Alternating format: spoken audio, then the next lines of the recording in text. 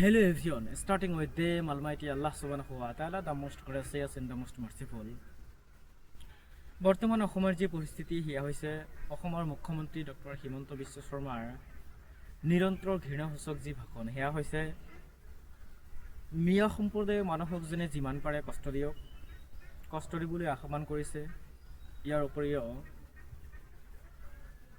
মিয়াৰ স্কলাৰ ভাড়া যদি 5 টকা হয় সেই ভাড়া 4 টকা দিবলৈ আহ্বান কৰিছে। ইয়া মোৰ কথা নহয়, ইয়া অসমৰ মুখ্যমন্ত্ৰী ডক্টৰ হিমন্ত বিশ্ব শৰ্মাৰ নিৰন্তৰ ঘৃণাসূচক ইয়া ভাষণ।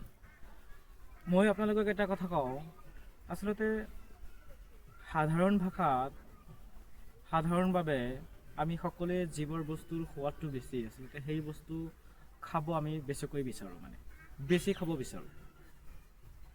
ঠিক সেইদৰে এই মিয়া শব্দটোৰ সোৱাদ আচলতে অতি বেছি। আচলতে মিয়া শব্দটো আচলতে সোৱাদ লগা এটা শব্দ।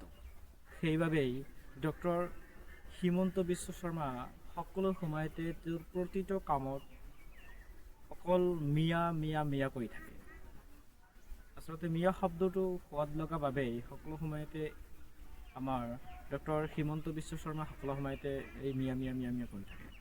এতিয়া মই আপোনালোকক এটা কথা কওঁ, আচলতে এই পৃথিৱীৰ যিসকল ব্যক্তিৰ কোৱালিটি থাকে সেই সকল ব্যক্তিক লৈ সকলো সময়তে সকলো পৰ্যায়ত সকলো ঠাইত সকলো সময়তে সমালোচনা হৈ থাকে। আপুনি ক'ৰবাৰ ঠাইত শুনিছে নেকি বা ক'ৰবাৰ জেগাত আপুনি শুনিছে নেকি যে সেই জেগাখনত কোনো এটা পাগলক লৈ সমালোচনা হৈ আছে? আপুনি এনেকুৱা পৰিস্থিতি বা এনেকুৱা কথা কিন্তু আপুনি কেতিয়াও শুনা নাই আৰু কেতিয়াও শুনিব আপুনি নোৱাৰিব। কাৰণ পাগলক লৈ কোনো মানুহে বা কোনো ব্যক্তিয়ে সমালোচনা আজিকালিৰ মানুহে নকৰে। যিসকল ব্যক্তিৰ কোৱালিটি থাকে সেইসকল ব্যক্তিলৈ সকলো সময়তে সমালোচনা কৰি থাকে। একদম চিধা কথা, মিয়া সম্প্ৰদায়ৰ মানুহৰ কোৱালিটি আছে বাবেই সকলো সময়তে অসমৰ মুখ্যমন্ত্ৰী ডক্টৰ হিমন্ত বিশ্ব শৰ্মাৰ মুখত সকলো সময়তে মিয়া শব্দটো অকণমান বেছি তেখেতে ব্যৱহাৰ কৰে। কাৰণ মিয়া সম্প্ৰদায়ৰ মানুহৰ কোৱালিটি আটাইতকৈ বেছি বা কোৱালিটি আছে, সেইকাৰণেই মিয়া মিয়া সকলো সময়তে কৈ থাকে। এতিয়া আপোনালোকে অকণমান চিন্তা কৰক অসমৰ নামনি অসমৰ ভিতৰত বৰ্তমানত 3জন পাইলট ইতিমধ্যে ওলাই গৈছে আৰু ধুবুৰী জিলাৰ এজন মিয়া সম্প্ৰদায়ৰ মানুহৰ অলৰেডি চাইণ্টিষ্ট ওলাইছে।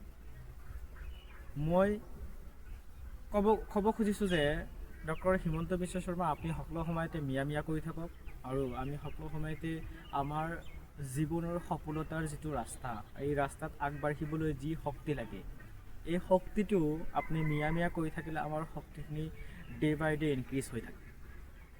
আপুনি সকলো সময়তে মিয়া মিয়া কৰি থাকক আৰু আমাৰ যি জীৱনৰ সফলতাৰ যিটো ৰাস্তাৰ গতি, এই গতি আগবাঢ়িবলৈ হ'লে যি শক্তি লাগে এই শক্তিটো আমি ডে বাই ডে আমি ইনক্ৰিজ কৰি থাকিম। এইটোৱেই কথা, মেইন কথা এইটোৱেই কথা ক'ব গ'লে। তো যিখিনি হওক, এই ভিডিঅ'টো আপোনালোকৰ যদি ভাল লাগে তেনেহ'লে শ্বেয়াৰ কৰিব। ধন্যবাদ। জয় আই অসম।